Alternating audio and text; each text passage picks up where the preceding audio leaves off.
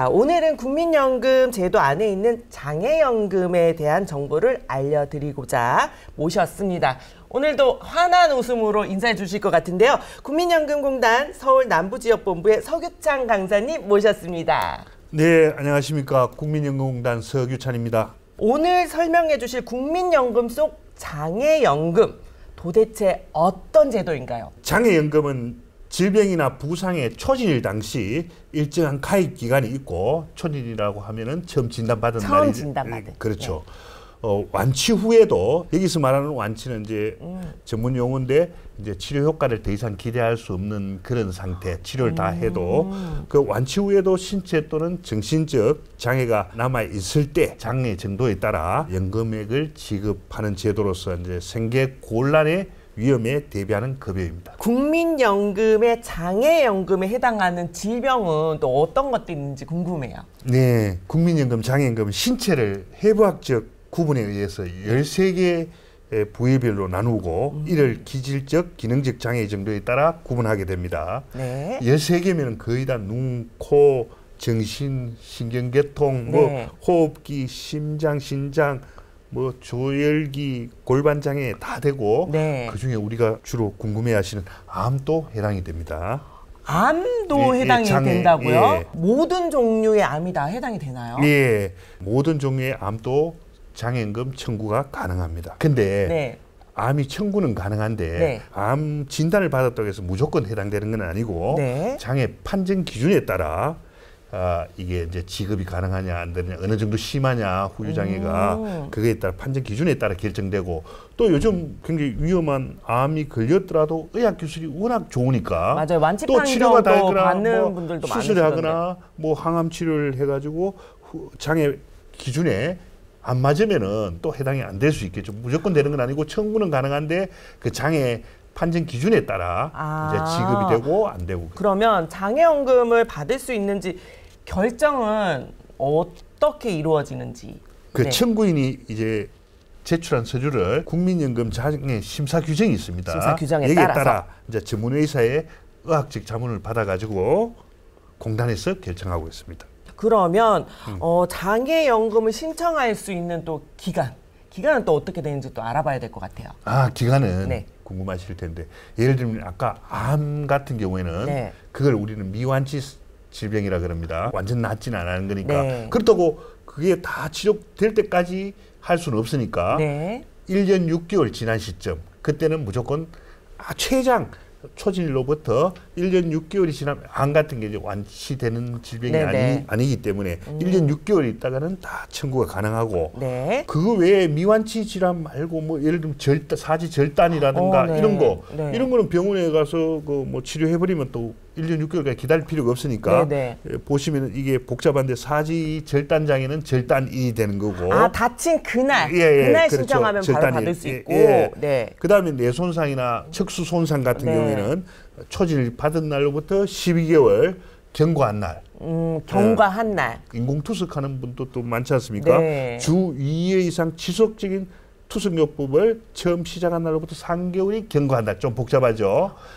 투석 치료를 받은 날부터 3개월 이후라는 말씀인 거죠. 또 이식, 장기 이식이나 심장 이식, 이런 이식, 그런 이식일로부터 6개월이 경과한 날. 이게 복잡한 우리가 모르니까 너무 복잡하니까 많아요. 그냥 1년 6개월 전에 이제 국민연금공단 콜센터로 전화번호 1355입니다. 1355. 네. 이쪽으로 전화하셔가지고 병마다 이건 좀 전문적인 거니까. 그러니까요. 알아보시는 게 좋을 것 같습니다. 그러면요, 그것도 궁금해요. 나는 그러니까 만약에 사지 절단이 됐다. 그러면은 다친 그날 이제 신청할 수가 있는데 몰랐어. 그러면 한 6개월 후에 신청을 했다. 그러면 그 전에 못 받은 거 이렇게 받을 수 있는. 그렇죠. 국민연금공단이 심사를 할 때 이분은 이제 아까 그 질병이나 부상마다 다 조건이 틀리니까 지급 사유 발생일이라 그러는데 지급해야 될 시점이 다 틀릴 거니까 늦게 오셨더라도 소급해서 그 시점을 공단에서 판단해가지고 판정 기준에 따라 소급해가지고 다 드리는데, 지급받아야 될 날로부터 5년간은 늦게 오셔도 다 소급 지급됩니다. 아, 그러면 이제 우리 시청자분들께서 만약에 이제 장애를 판정을 받으셨는데 여태껏 못했다. 그러면은 요거 또 우리 신청하는 기준들 따져가지고 5년 이내면은 지금이라도 신청을 하시면 받을 수 있다는 얘기네요. 그렇습니다. 그러면 자, 장애연금을 신청하면 언제부터 받을 수 있는지 궁금하네요. 이제 장애를 이제 상태가 고정되고 아까 그 지급 사유 발생이 되면은 그때부터 지급이 됩니다.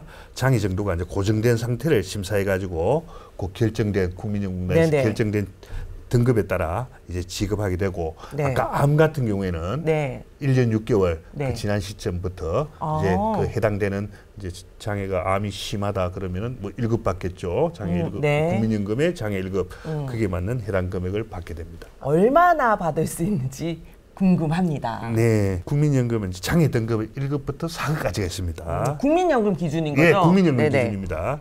1급부터 3급은 매월 연금으로 드리고 뭐 당연히 1급이 더 많이 나가겠죠. 월 2급이 조금 낮고 3급이 낮고 4급은 일시보상급으로 나갑니다.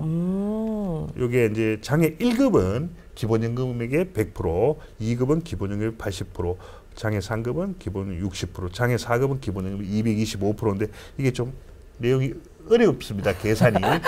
보통 그냥 100% 넘어가면 어려워요. 그러니까 그냥 1급부터 3급까지는 매월 연금으로 받고 4급은 일시보상금으로 받고 그렇게 됩니다. 그러면 장애연금을 받는다면 기존에 받던 기초연금이나 노령연금 계속 수령이 가능한 건지 요것도 좀 깎이는 건지 그것도 궁금해요. 네, 그렇죠.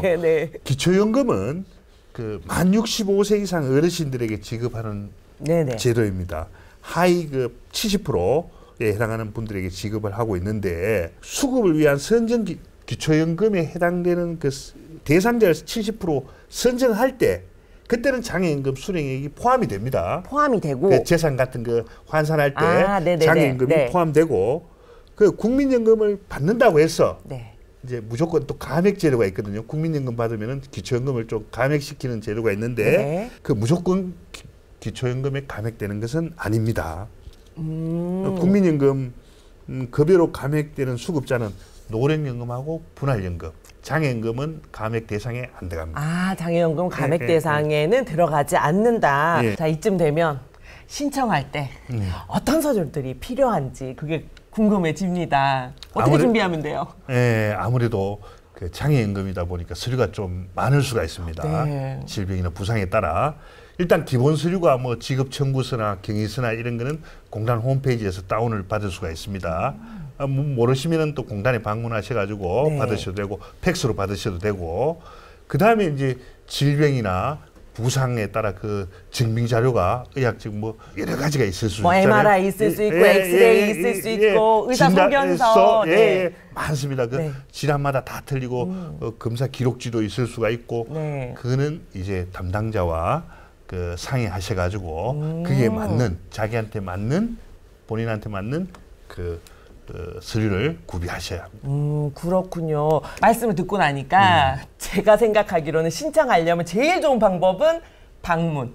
진짜 상담하면서 서류 어떤 거 해요? 막 적어서 꼼꼼하게 준비하시면 제일 좋을 것 같지만 그래도 바쁘시면 홈페이지 이용하셔서 구비 서류 다운받으셔서 작성해 가시고 또 다른 뭐 병원에 관련된 서류는 담당자와 통화한 다음에 그죠? 그 어떤 건지 준비를 꼭 하셔가지고 같이 신청해 주시면 좋을 것 같습니다. 뭐니 해도 건강이 제일 최고긴 하지만 혹시나 모르는 사고에 있어서 국민연금공단에서도 장애연금이라는 제도를 운영하고 있으니까요. 꼭 기억해 두셨다가 잘 활용하실 수 있으면 좋겠습니다. 끝까지 시청해 주신 여러분들 대단히 감사드리고요. 오늘도 행복한 하루 되시기 바랍니다. 고맙습니다.